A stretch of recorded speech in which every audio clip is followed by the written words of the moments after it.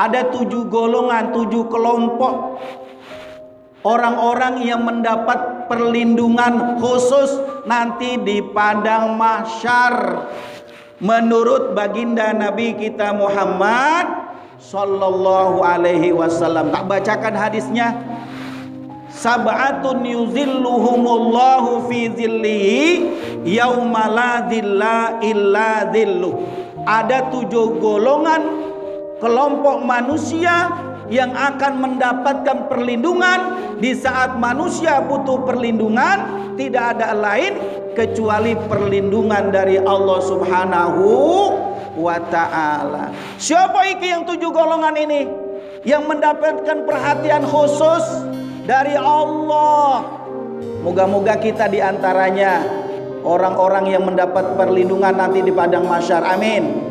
Yang pertama kata baginda Rasul, imamun adilun, pemimpin yang adil, qadi yang adil, hakim yang adil, orang tua yang adil, suami yang adil terhadap anak-anaknya, bahkan mungkin terhadap istri-istrinya. Insya Allah orang semacam ini nanti dibangkitkan oleh Allah, dikumpulkan di padang mahsyar, termasuk orang-orang yang mendapatkan perlindungan dari Allah. Amin amin ya robbal.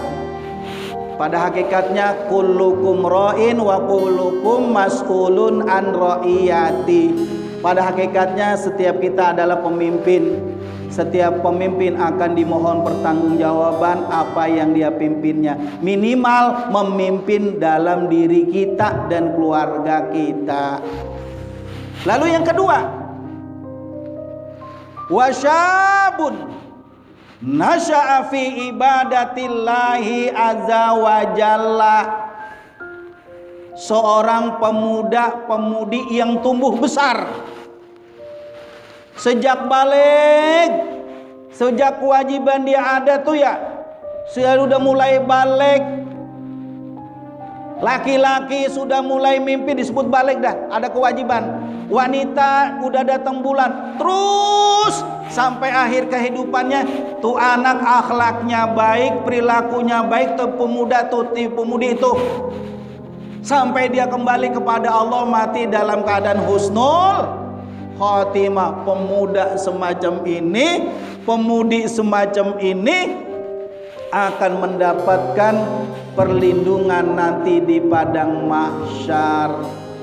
Seorang pemudi yang tumbuh besar sampai dia kembali kepada Allah, dia mati dalam keadaan husnul khatimah.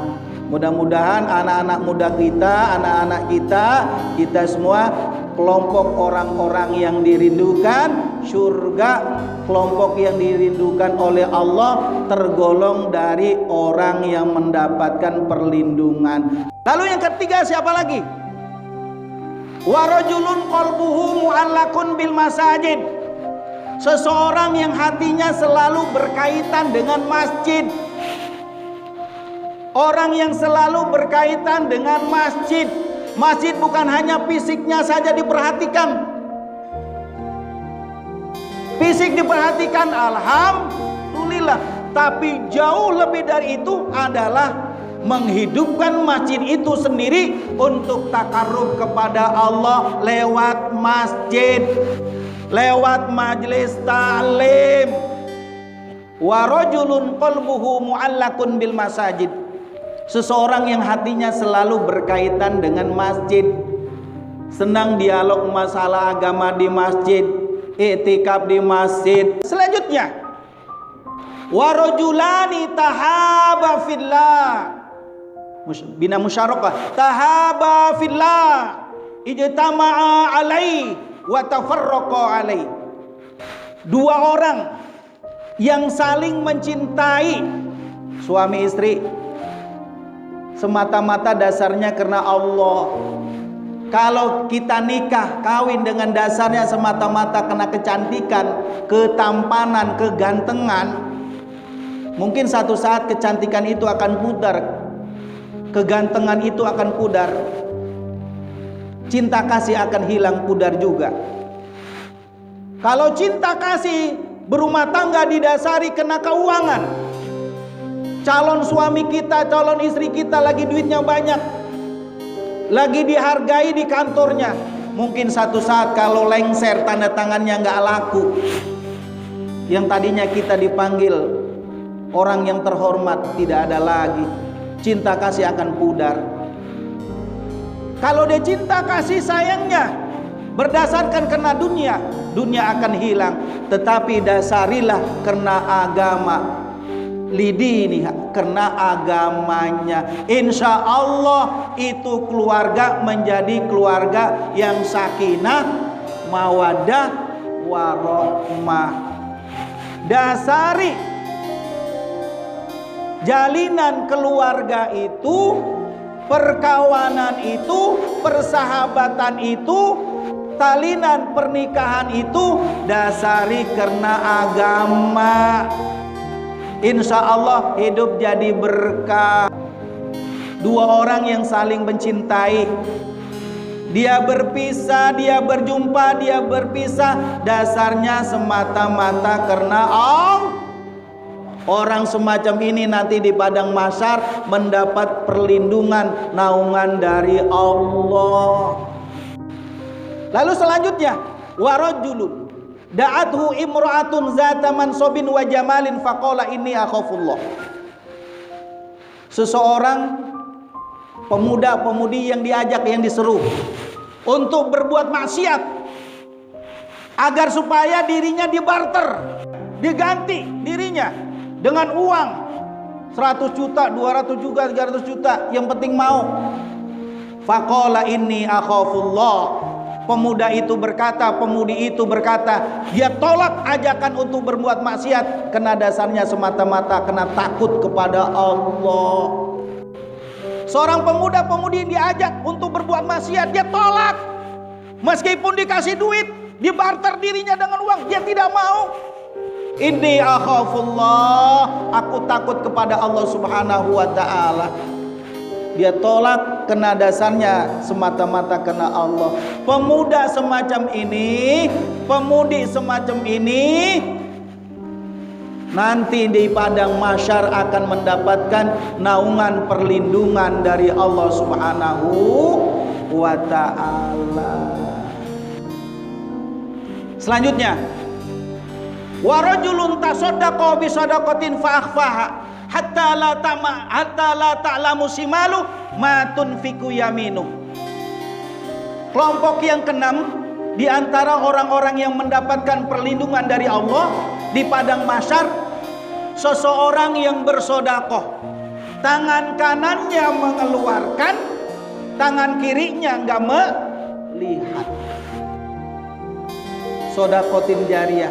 Tuh setiap masuk isi nih saku kita. Yang ngasih 20 alham. Yang kayaan dikit, yang kaya ini mah yang kaya 50 alham. 50 enggak ada, 20 enggak ada, 10 enggak ada. 5.000 perak masukin kotak. 5.000 perak enggak ada. Ada 2.000 ya? 2.000. Kenapa? Sebab manfaatnya sangat besar. Secara lahiriah manfaatnya untuk bayar listrik, air, marbot kudu diperhatikan, kegiatan-kegiatan lain yang sifat ubudiyah, yang Jumat, yang talim kudu diperhatikan. Emang tidak mau tidak seperti itu, dengan kebersamaan dan gotong royong dengan sedekah itu lalu dimanage sedemikian rupa untuk kehidupan. Insya Allah hidup menjadi berkah. Biar sedikit tapi continue. Insya masjid perlu pemeliharaan, listrik kudu dibayar, air pump mungkin mesti dibayar, kegiatan-kegiatan keibadahan yang lain perlu perhatian. Kalau tidak melalui itu, apa yang harus kita lakukan?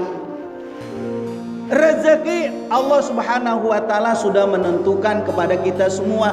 Justru ini yang manfaat untuk bekal akhirat. Amin amin ya robbal.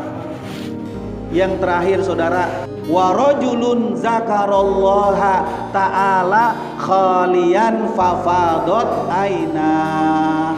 Seseorang yang berzikir, dia bangun malam khalian fafadot aina, khalian di tengah kesunyian, orang lain sedang dilinak bobokan dengan mimpi-mimpi yang indah. Jam 2, setengah 3, jam 3, Masya Allah, dia ambil sejadah, padahal lagi dingin-dinginnya. Apalagi orang yang sudah tua, kan terasa banget kalau dingin ya.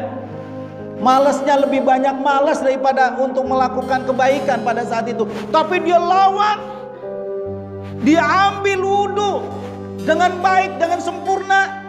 Dia gelar sejadahnya, lalu dia sholat sunnah, taubat, dia tahajud, munajat kepada Allah. Orang semacam ini pasti diopeni, diperhatikan. Insya Allah tergolong orang-orang yang mendapatkan naungan dari Allah Subhanahu wa ta'ala.